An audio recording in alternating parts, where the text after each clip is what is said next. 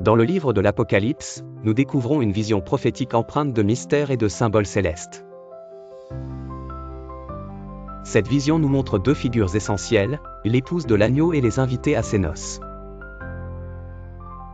Qui est réellement l'épouse du Christ et qui sont les convives? Plongeons au cœur de cet événement céleste pour y voir plus clair. Le mariage de l'agneau est avant tout un acte céleste, juridiquement significatif dans le cadre de la prophétie biblique.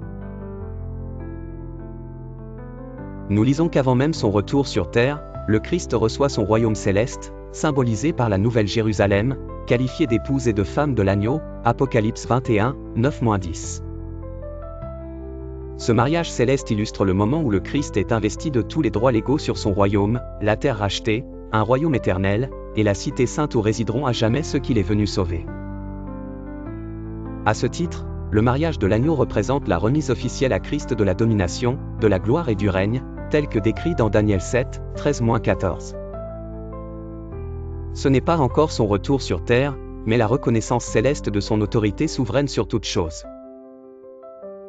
Ce n'est qu'après que Christ ait reçu son royaume et la Nouvelle Jérusalem comme épouse qu'il reviendra sur terre pour accueillir ses invités, les saints ressuscités et glorifiés.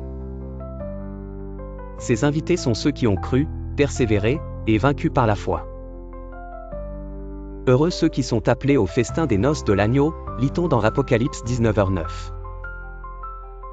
Le grand festin des noces, donc, est une célébration dans les cieux, une fois que les rachetés sont ressuscités et introduits dans l'héritage éternel de leur époux.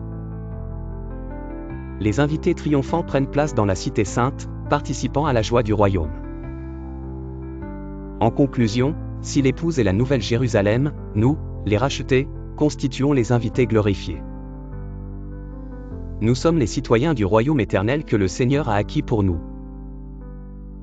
Ainsi, la véritable épouse de l'agneau, c'est la cité sainte, et nous, les rachetés, sommes ces heureux invités au festin des noces. Voici, je vous ai préparé un royaume, pourrait dire le Seigneur, et nous prenons notre place dans la joie céleste et éternelle. Serge le prédicateur t'encourage.